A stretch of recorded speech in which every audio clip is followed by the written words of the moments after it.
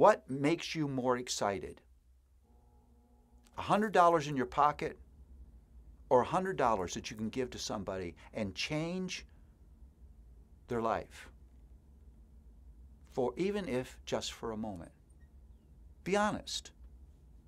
How hard is it for us to honor the Lord with our wealth?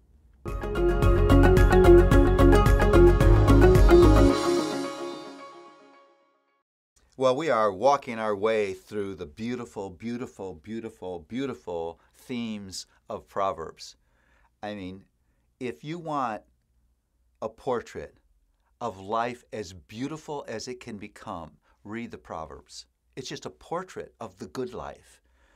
And part of that is this theme of generosity. Now, you know, if you've read the Bible, that the whole Bible is a generosity story. It could be captured by 9 words in John. For God so loved the world that he gave. God is in all ways a giving God, generous in creation. Look at the gorgeous world that he gave to us. Generous in his revelation. Look at this amazing book, the Bible, and its glorious, heart-rescuing, life-changing wisdom. Generous in the gift of his Son. And in that Son is a guarantee, if God would give us his Son, won't he give us everything else that we need? Generous in the gift of his grace. Rescuing, convicting, forgiving, transforming, empowering, delivering grace. Generous in his wisdom.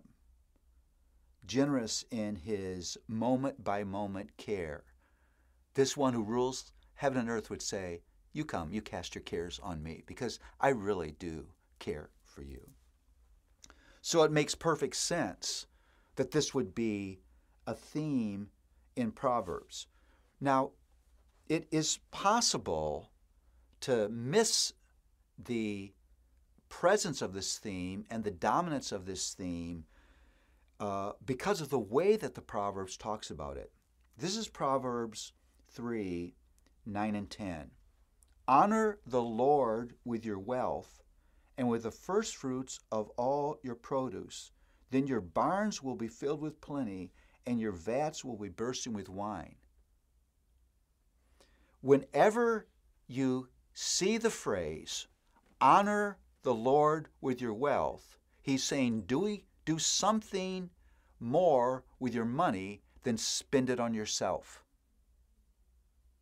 Honor the Lord with your wealth. Well, that means asking the question, with the ultimate in wealth, God being the richest being in the universe because he owns everything, what is it that God does with his wealth? He pours his blessing down on us. He meets our needs. He's a giving, generous God. Honor me by following me in the way you think about what you have. What makes you more excited?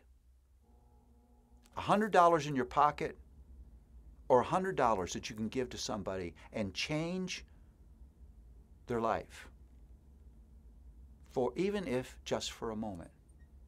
Be honest.